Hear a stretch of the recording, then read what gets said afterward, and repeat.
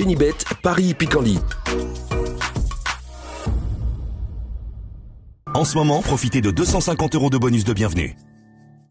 Bonjour à toutes et bonjour à tous, on se retrouve pour évoquer le programme de ce vendredi 29 septembre, Quintet Plus sur l'hippodrome de Paris-Vincennes. Nous évoquerons donc cette rencontre en début de programme et dans la deuxième partie de l'émission, j'aurai des coups de cœur à vous transmettre pour cette même réunion de Vincennes, mais également un coup de cœur en réunion 3 sur l'hippodrome de Nantes. Sachez comme chaque jour que vous pouvez liker, partager cette émission via nos différents réseaux sociaux. Ne vous en privez surtout pas.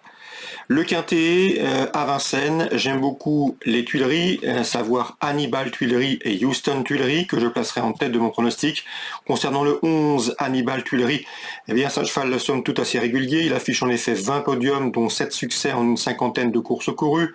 Lors de ses 7 derniers parcours, il n'a jamais terminé plus loin que 3e. Il avait gagné à Vincennes au mois d'août, il a regagné depuis à Rambouillet. Une confirmation logiquement attendue. Je poserai le numéro 9 dans cette épreuve, à savoir Houston Tuileries. Lui aussi mérite crédit. C'est un cheval qui reste sur 3 succès. Il a gagné sur la grande piste de Vincennes au mois d'août. Malgré son rendement de distance, il s'annonce redoutable. On retiendra également le numéro 13, Autun, qui reste sur 3 succès. Il devrait pouvoir répéter ici. Le cheval est au sommet de son art actuellement. Le seul bémol le concernant, c'est qu'il manque de référence sur la grande piste de Vincennes. Il est plus à l'aise a priori sur piste plate.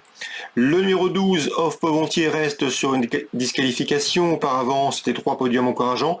C'est vrai qu'il n'a pas été revu depuis le mois de mai. Mais attention, il est annoncé prêt pour cette course de rentrée. Il ne faudrait donc pas être surpris de le voir bien faire d'entrée de jeu, le numéro 12, Off Povontier. Pour les places, je me méfierais du numéro 3, Azir, qui vient de manifester un net regain de forme en s'imposant en costaud à Feur. C'est un cheval de train, un cheval dur à l'effort, capable de le emmener loin, à condition qu'il reste sage, ce qui n'est pas toujours le cas. Numéro 2, Huron, ne doit pas être jugé sur sa dernière sortie où il évoluait ferré à Rambouillet. Cette fois-ci, il sera pieds nus. Il peut refaire parler de lui, d'autant que sa dernière sortie à Vincennes s'était soldée par une 2e place. Attention également au numéro 6, Humour Festif, qui reste sur 2 victoires en province, à Divonne, 2 victoires estivales au mois d'août, confié à Alexandre Rivard. Il peut ici venir s'immiscer dans la combinaison gagnante de ce quintet, tout comme le numéro 1, Génialissime, a priori barré pour la victoire, mais c'est un cheval régulier, doté d'une bonne pointe de vitesse finale. Il sera pieds nus et à mon avis, il peut venir également pimenter les rapports de cette rencontre. En canon partant, j'ai retenu le numéro 6, Galante Bruyère. Résumé chiffré, 11, 9, 13, 12, devant le 3, le 2, le 6 et le numéro 1. On se retrouve maintenant pour les coups de cœur. En ce moment, profitez de 250 € de bonus de bienvenue. Voici désormais mes informations et conseils de jeu pour ce programme du vendredi 29 septembre. On va commencer par Vincennes. Dans la première, j'aime beaucoup le 113, à savoir Idéal de Rivray.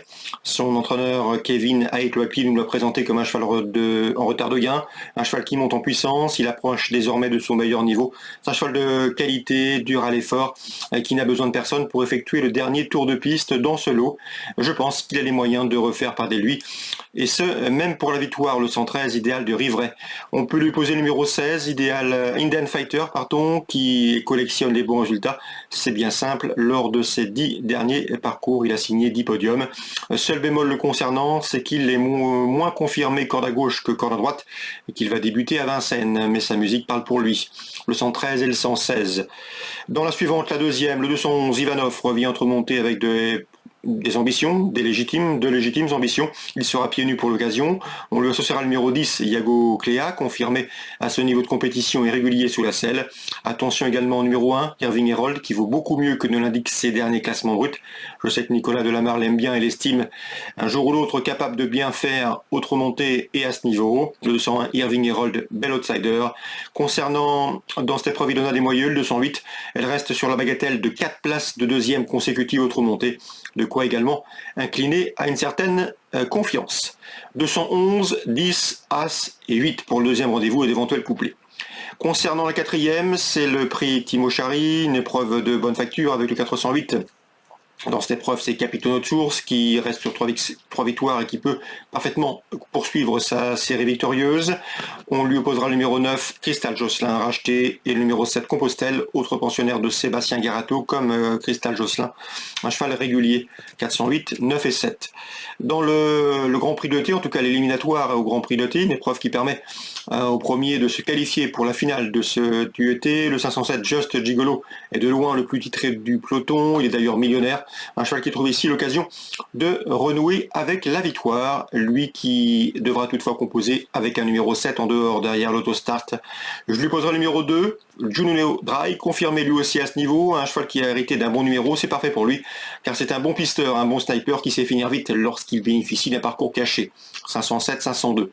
Et enfin, dans la 6e information concernant Yvan Gauthier avec le 615, Joy du Rif, il nous l'avait fortement recommandé lors de ses 2 dernières sorties. Elle donnait raison en s'imposant plaisamment. C'est une jument en constant progrès. Elle a la qualité, elle a toujours été préservée, ménagée.